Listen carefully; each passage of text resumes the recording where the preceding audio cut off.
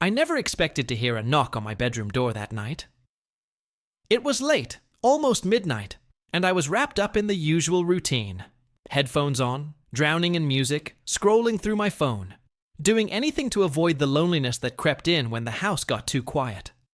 My mom had gone on another one of her work trips, leaving me alone with him. Graham, my stepdad. I still wasn't used to calling him that. He had been in our lives for almost a year now, yet he still felt like a stranger to me. Not that he ever did anything wrong. If anything, he was always polite, always trying. But that was the problem. Trying too hard. Asking me about school, offering to cook dinner, even buying me books when he noticed I liked reading. He wanted a connection, but I wasn't ready to give him one. Maybe it was because of the way he had quietly slipped into our lives, becoming part of our family when I wasn't looking. Maybe it was because my dad had left such a mess behind, and I still didn't know how to clean it up. Or maybe it was something else, something I couldn't quite put into words. So when I heard that knock, soft, hesitant, I almost ignored it. But something in the silence that followed made me pause. "Yeah?" I finally said, pulling off one side of my headphones. The door opened just a crack, warm hallway light spilling into my dimly lit room. Graham's voice was careful, like he was stepping on thin ice. "Hey, I didn't mean to bother you. I just wanted to check in. Check in." He always said things like that. I sighed, swinging my legs off the bed and leaning forward, elbows on my knees. "I'm fine." A pause. He could have left it at that. He should have. But instead, he stepped inside, pushing the door open a little more. He was still in his work clothes, loose button down, sleeves rolled up, the kind of effortless look that made him seem more like a guy from a magazine than someone who married my mom. His dark hair was slightly tousled, like he'd been running. His fingers through it. "You sure?" he asked, tilting his head.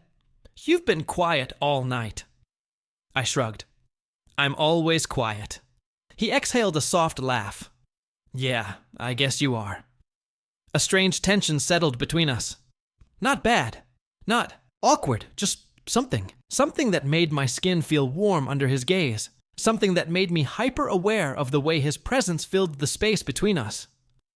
I looked away, focusing on the glow of my laptop screen. "Did you need something?" There was another pause, heavier this time. And then he said something I didn't expect. "No, I just didn't want you to be alone." His words hit me in a place I wasn't ready to acknowledge, and for the first time since he moved in, I didn't know what to say. I didn't sleep much that night. Even after Graham left my room, his words kept replaying in my head. I just didn't want you to be alone. I didn't know why that got to me, but it did. The next morning, I was still groggy, still half lost in my own thoughts, when I stepped into the kitchen. Graham was already there, leaning against the counter with a mug of coffee in one hand and his phone in the other. Sunlight streamed through the windows, casting a golden glow on his skin, making his dark hair look even messier than usual. His sleeves were rolled up again. I hated how much I noticed that. "Morning," he said, looking up at me with a small, knowing smile. I grunted in response, heading straight for the fridge.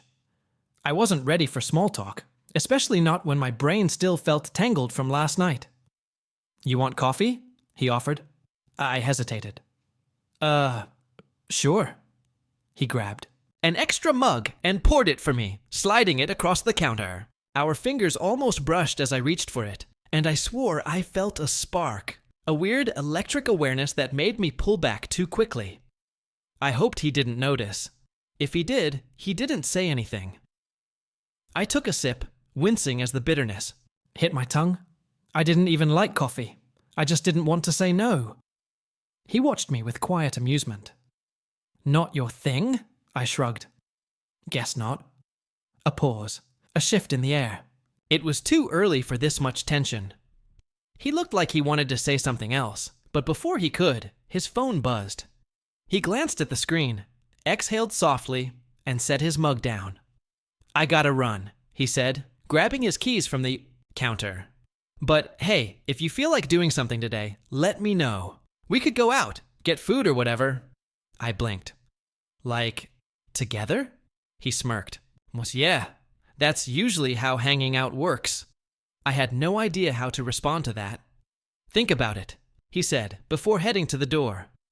I stared at my untouched coffee long after he left. I spent the whole day pretending I wasn't thinking. I'm about his offer. I wasn't sure what unsettled me more, the idea of spending time with him, or the fact that a small part of me actually wanted to. By the time evening rolled around, I was still in my room, pretending to do homework, but mostly just staring at my laptop screen. I told myself I wouldn't go downstairs. I told myself it was better to keep the distance. Then, like some kind of twisted fate, I heard him call my name. Ethan? I hesitated before answering. Yeah? You want to come down for dinner? I almost said no. But something made me pause. Maybe it was the memory of last night, or maybe it was just the fact that I was tired of eating alone. Either way, before I could overthink it, I found myself heading downstairs. The second I walked into the kitchen, I stopped short. Graham was standing by the stove, wearing an apron over his jeans and t-shirt, stirring a pan of something that smelled way too good. It was so domestic, so normal, like he belonged here. Like he belonged in my life. He turned to me with that same easy smile. Hope you like pasta. I swallowed hard. Yeah, sure. Good. He plated the food, setting a dish in front of me before sitting across the table. For a few moments, we just ate in silence. But it wasn't awkward. It was something else, something heavier, something unspoken. Then, out of nowhere, he spoke. You know, I meant what I said last night. I glanced up, heart pounding for no reason. What? Do you mean? That I don't want you to feel alone. There it was again. That feeling. That strange, unsettling warmth creeping into my chest. I didn't know what to say. So instead, I just focused on my plate, pretending I wasn't feeling something I didn't understand. But when our eyes met again across the table, I knew I wasn't the only one feeling it. After that night, something shifted between us. It wasn't anything big or obvious, just small things. The way Graham's gaze lingered a little longer. The way our conversations stretched beyond the surface. The way silence between us no longer felt empty, but full. At first, I told myself it was just my imagination. I was overthinking things, reading too much into casual moments. But then the moments kept happening. Like the time I was in the living room, half watching a movie while scrolling through my phone. Graham walked in, glanced at the screen, and sat down on the couch next to me, just close enough that our knees almost touched. You've never seen this? He asked, nodding at the TV. I shrugged. Not really my thing. He smirked.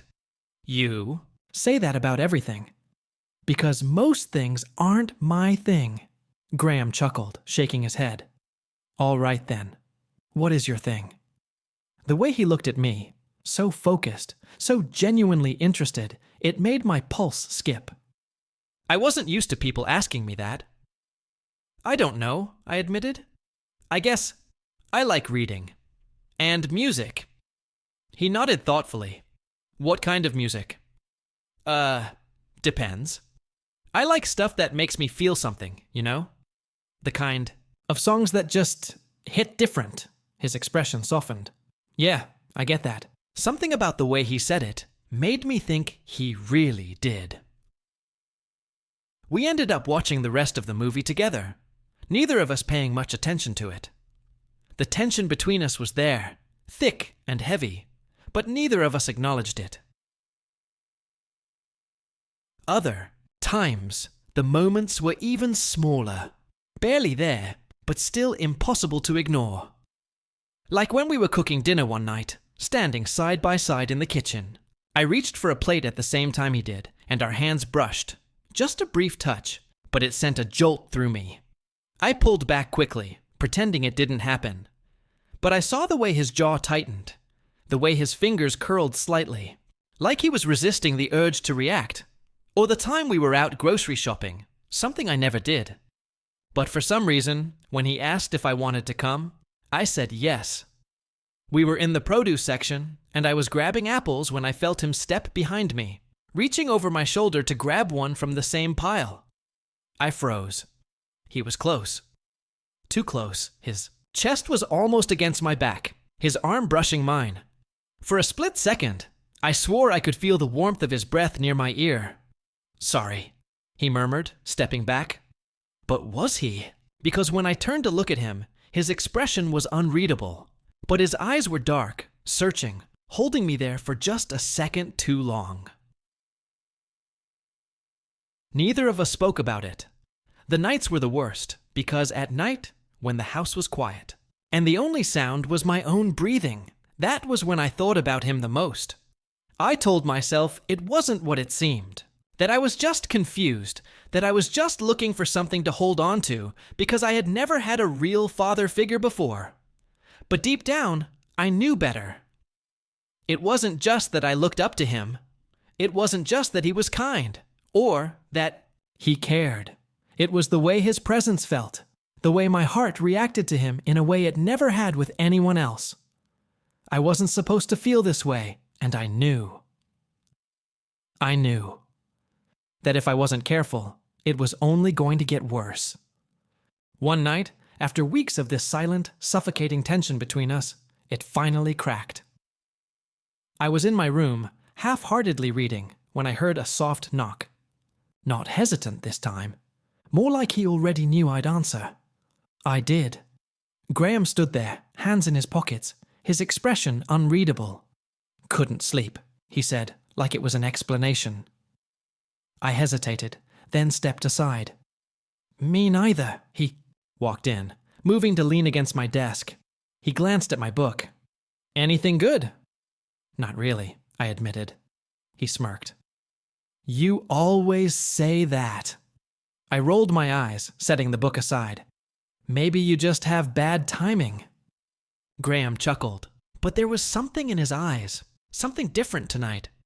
He looked tired, but not the kind of tired that sleep could fix.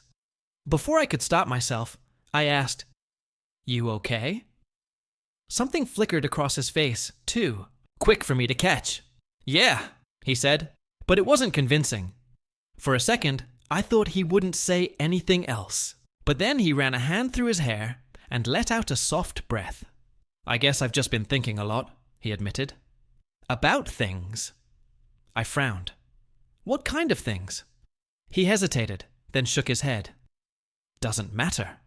But it did. I could feel it in my bones that it mattered, and before I knew what I was doing, I reached out, just a small, barely there touch, my fingers brushing against his arm. His breath hitched. I heard it. For a second, neither of us moved. Then, slowly, he looked up at me. Really looked at me. His dark eyes were unreadable, but the way he was looking at me made my stomach twist into knots. My heart was racing. This wasn't normal. This wasn't casual. This was something else. I should have pulled away. I didn't, and neither did he. I should have pulled away first. That night, that moment in my room where we stood too close, where my fingers brushed against his arm, and he didn't move away. I kept replaying it in my head, over and over. It wasn't just the way he looked at me. It was the silence, the charged air, the feeling that we were standing at the edge of something we weren't supposed to acknowledge. And yet, neither of us had stepped back. That was the part that haunted me the most. For the next few days, I avoided him. It wasn't obvious. I didn't run when he entered the room, didn't slam doors or act cold. But I changed my routine. I spent more time in my room. Ate meals quickly before he could sit with me. Made excuses to stay out late, walking aimlessly through the city just to kill time. I told myself I was just overthinking it. That he wasn't. Feeling what I was. That I was the one twisting something innocent into something it wasn't. Then, one evening, I came home later than usual. The house was dimly lit, the only glow coming from the living room. Graham was sitting on the couch, one arm draped over the backrest, a drink in his hand. The moment I stepped inside, his gaze found me. "You've been out a lot." His voice was casual, but something underneath it wasn't. I shrugged, towing. "Off my shoes. Just needed air." "Right." He took a sip from his glass, eyes still on me. "And you needed air last night? And the night before that?" I stiffened. "What's your point?" Graham set his drink down on the coffee table and leaned forward, elbows on his knees. He studied me for a moment before speaking again, his voice quieter, softer. "Are you avoiding me?" My stomach twisted. Because yes, I was. But I couldn't say that. Instead, I forced a laugh. "Why would I be avoiding you?" He didn't answer right away. Instead, he sighed, rubbing a hand over his face. He looked tired. I should have just left it at that. Should have said goodnight and walked upstairs. But then he spoke again, and his words hit harder than I was ready for. "Ethan, I don't know what's going on in your head," he said quietly. "But whatever it is, you don't have to deal with it alone." That did it. That made something snap inside me. "Stop doing that," I muttered, my hands clenching into fists at my sides. Graham frowned. "Doing what?" "Acting like you care so much," I snapped, the words slipping out before I could stop them. "Like you give a damn about what's going on in my head. You're not my dad, Graham. You don't have to keep pretending." The second I said it, I regretted it. Something flickered across his face, hurt maybe, but he masked it quickly. He exhaled slowly, then leaned back against the couch, his expression unreadable. "Right," he said, nodding once. "I get it. I wanted him to argue, to fight back, to tell me I was wrong. But he didn't. He just stood up, grabbed his drink, and walked towards the hallway. Before disappearing into his room, he stopped just long enough to say, quiet but firm, "For the record, I wasn't pretending." And then he was gone. I stood there for a long time, the house around me suddenly feeling too big, too empty, and, the worst part, I wanted to go after him. I barely slept that night. Graham's words kept repeating in my head. For the record, I wasn't pretending. And I hated it. Hated that I had pushed him away. Hated that I had hurt him. Hated that deep down, I wanted him to come back. The next morning, I expected things to be tense. I was ready for the cold shoulder, for him to avoid me like I had been, avoiding him. But when I stepped into the kitchen, he was just gone. At first, I told myself it was nothing. Maybe he had work. Maybe he just left early to clear his head. But by the time the afternoon rolled around and the house was still empty, unease started creeping in. I texted him, "Where are you?" No response. Hours passed. The sun started setting. I told myself I was overreacting, but my chest felt tight, my mind racing with possibilities. What if something happened? I didn't know what pushed me to do it, but I grabbed my jacket and left the house, my feet carrying me toward the one place I thought he might be. I found him by the waterfront. He was sitting on a bench, elbows resting, on his knees, staring out at the water like he was trying to drown out his thoughts. For a moment, I hesitated. I had spent so much time running from him, from this, but seeing him now, alone and quiet, I realized how much I didn't want that. I took a breath, then sat down next to him. He didn't look at me right away. "You left early," I said. He nodded slowly. "Needed some space," I swallowed. "Yeah, I get that." Silence stretched between us, but it wasn't comfortable like before. It was heavy. Unspoken words pressing down on both of us. Finally, I exhaled. "Graham, about what I said, you were right." I blinked, turning to him. His expression was unreadable, but his voice was rough, like the words weren't easy. "To say, I'm not your dad. I never wanted to be," he admitted, "but that doesn't mean I don't care about you." Something in my chest tightened. "I know," I said quietly. He turned then, really looking at me for the first time. His gaze wasn't angry. It wasn't even hurt anymore. It was just raw. "You've been pushing me away since the moment I got here," he said. "I kept telling myself to give you space, that you'd let me in when you were ready. But maybe that was stupid. Maybe I was just waiting for something that was never going to happen." My throat felt tight, because he was right. I had spent so much time pretending I didn't care, pretending that he didn't matter. But he did. He had mattered for a long time, and I was tired of pretending. I was scared, I admitted. Graham frowned. "Of what?" I hesitated. Then, before I could stop myself, before fear could make me run again, I said it. "Of you." His eyes searched mine, confusion flickering across his face. "Ethan, I don't mean that in a bad way," I cut in. "I mean, I don't know how to do this. Any of this. My whole life, people have either left or disappointed me. So when you showed up, and you..." I swallowed. "When you started caring, I didn't know what to do with that." His gaze softened. "So you ran." I nodded, my hands tightening in my lap. Graham exhaled slowly. Then, in a move I wasn't expecting, he reached out, his fingers brushing against mine. It wasn't much. Just a small touch.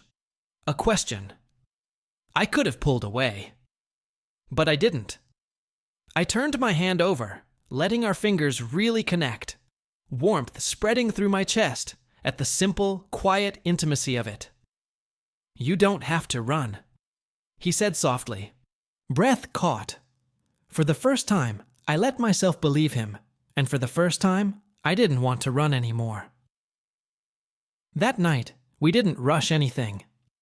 We sat there, hands barely touching, watching the water shift under the glow of the streetlights. The silence wasn't heavy anymore.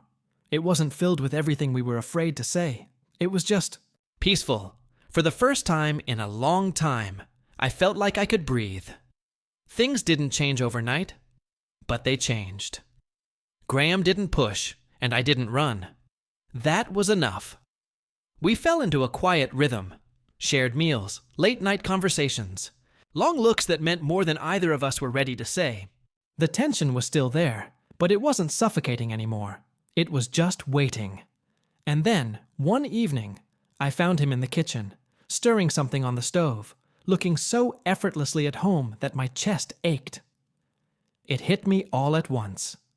How much he meant to me. How much he had always meant to me.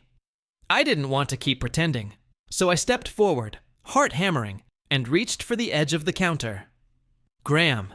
He turned, surprised by something in my voice. "Yeah." I swallowed hard. I had never done this before, never been the one to say something first. But I wanted him to know. "I don't want to keep running." My voice was quiet but firm. He watched me carefully, setting the wooden spoon down. "You don't have to." I hesitated, then took a step, closer. "Then, can you stop letting me?" A slow smile tugged at the corner of his lips. But there was something else in his eyes, too. Something softer. "Yeah," he murmured. "I think I can do that."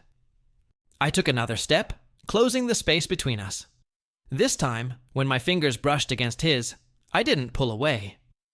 Neither did he. A week later, he surprised me. I walked into my room to find a small package sitting on my bed. A book, one of the ones I had mentioned in passing, one I hadn't expected him to remember. Tucked inside the front cover was a note. For when you need a reason to stay, you always have one. My throat tightened, because I knew what he meant. I left my room, heart pounding, and found him in the living room. He looked up when I stepped in, like he had been waiting. I didn't hesitate this time. I sat down beside him, close enough that our knees touched, and placed my hand over his. I didn't say anything. I didn't need to. And when he smiled, when His fingers curled gently around mine. I knew I wasn't alone anymore. I never had been.